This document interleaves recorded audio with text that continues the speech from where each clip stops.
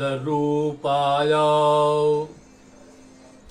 विश्वसपत्यात् Hathaway तापत्रे विनाशाय श्री कृष्णाय वयं नमः।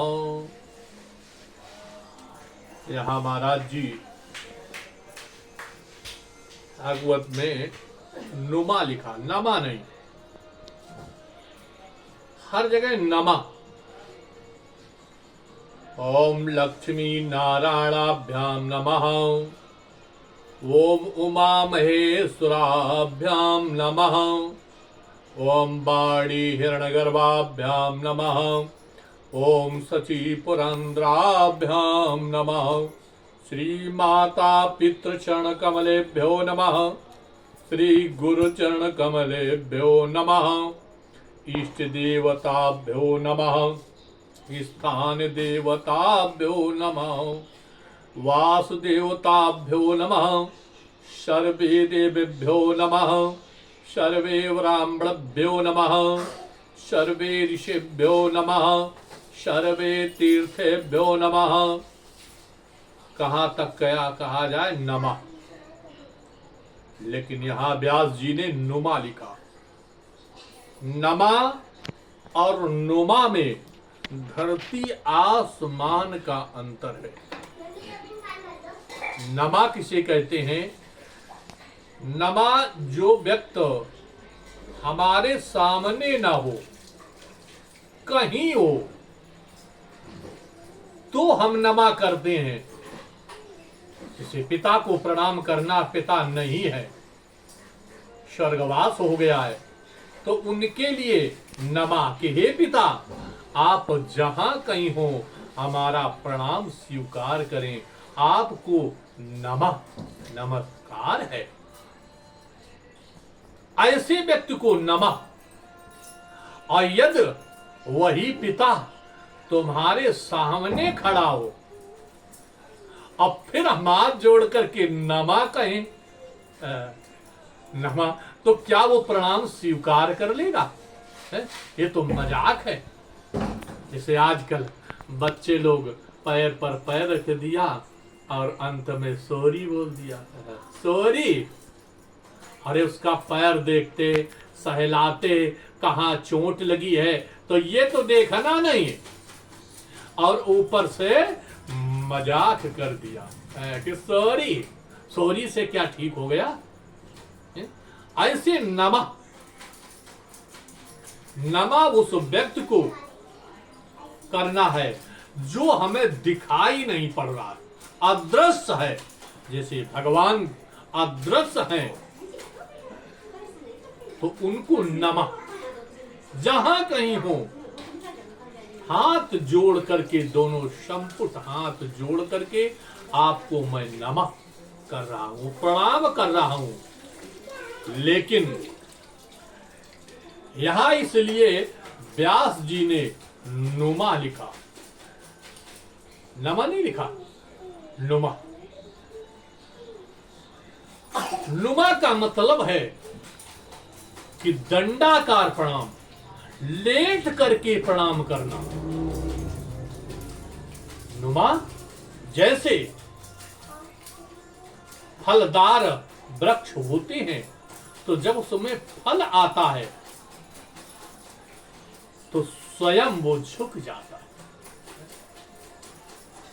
फल आते हैं तो वो वृक्ष स्वयं झुक जाता है, और झुक करके प्यारे आपको नुमा माने प्रणाम करता है। इससे मुझे सीख मिलती है कि आओ प्यारे, मेरी छाया के नीचे बैठ करके ठंडी ठंडी शीतल छाया ले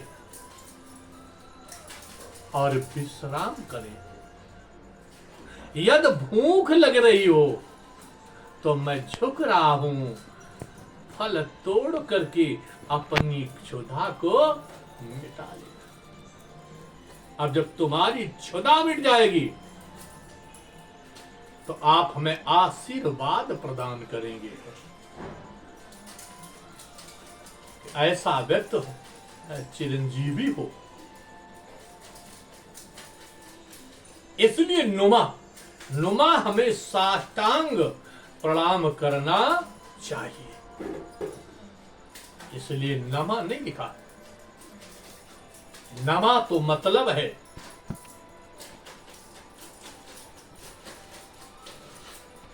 कि किसी ने कहा है कि बड़ा हुआ तो क्या हुआ, जैसे पेड़ खजूर और पंथी को छाया नहीं, फल ला गए अति दूर। ऐसे बड़प्पन से क्या फायदा।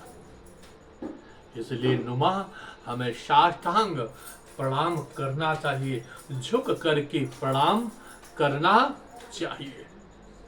तो सच्चिदानंद रूपाय, सच्चिदा सा माने सारा संसार, ये सारा संसार मेरा है। जहां तक आपकी नजर जा रही है, जहां तक सारा संसार मुझे दिखाई पड़ रहा, वो सारा हमारा है, हम हैं। सच्चिदा सा, और सा माने जो साच बराबर तप नहीं, और झूठ बराबर पाप, और जाकी हृदय साच है, और ताकि हृदय आप। भगवान को सच्चाई पसंद है, सच्चाई भगवान को पसंद है। कहा साच पूजा एक बार ना, सच्चा बोले हम मैं प्रसन्न हो जाता हूं। शाह माने संसार हमारा है, हम संसार हैं। और सा माने जो साच बोलता है, और सा माने ये सारा जगत सपना है, मिथ्या है। तो सा सच्चिदा, चा माने और, चा माने और पढ़ाया गया, चा माने और, सच्चिदा सच दा,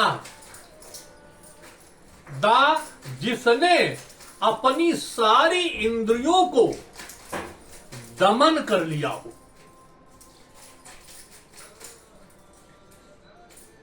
जिसने अपनी सारी इंद्रियों को दमन कर लिया हो। दाम माने रस्सी में, सच्चाई की रस्सी में बांध लिया हो, वही तो सच्चिदानंद है। ये आनंद कहीं बाजार में नहीं प्राप्त होता है, जो हम बाजार से खरीद लाएंगे। जब इस प्रकार से, तब हमें सच्चिदानंद, साच का आनंद मुझे प्राप्त हो गया।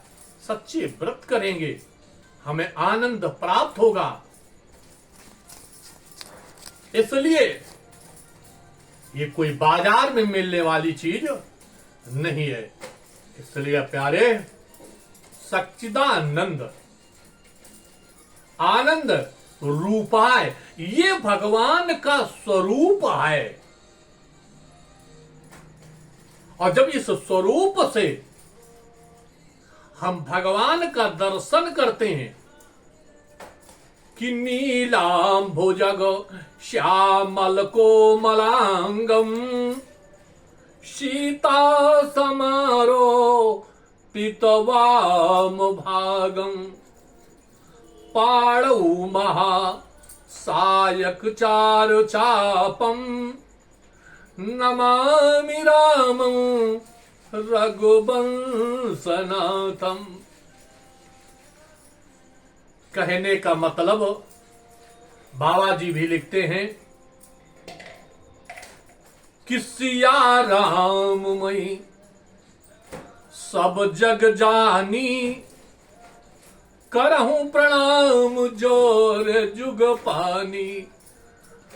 हर जगह, हर संसार में, हर मनुष्य में जब हमें भगवान के दर्शन, तो सच्चिदानंद अपने आप वो आनंद आएगा जो कभी बाजार में मिलने वाला नहीं है। और ये आनंद, ये इसका स्वरूप है। सच्चिदानंद रूपाय विश्वोत्पत्त्यातित्वे, जिन्होंने विश्व की उत्पत्ति और जब चाहते तब प्रलय भी कर देते हैं। तापत्री विनाशाय, इस प्रकार से जब हम उनका ध्यान करते हैं, सिया राम मैं सब, तो हमारे तीनों तापों को, दैहिक, दैविक, भौतिक, तीनों तापों को विनाश कर देते हैं। पल में रुई के ढेर के समान विनाश कर देते हैं और हमें मंगल प्राप्त होता है। इसलिए सारी कष्ट हमारे निवारण कर देते हैं। आइए हम जानते हैं कि जिसको मां लक्ष्मी की जरूरत है, मां लक्ष्मी की जरूरत है, पैसे की कमी है,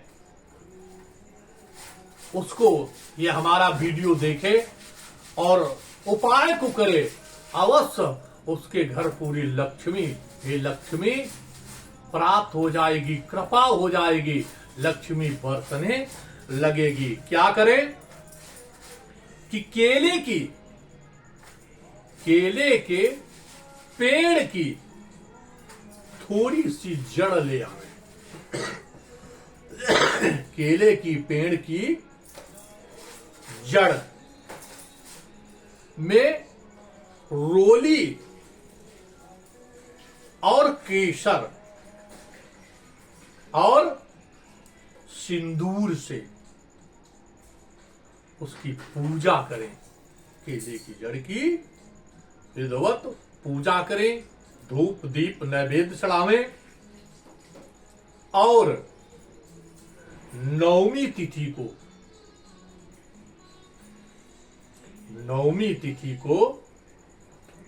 लेकर के अपने तिजोरी में रख ले। नवमी तिथि को लेकर के और तिजोरी में रख लें। अवश्य भगवान की कृपा, आपके यहां कभी लक्ष्मी की कमी नहीं होगी। बोलो गोविंदा भगवान की।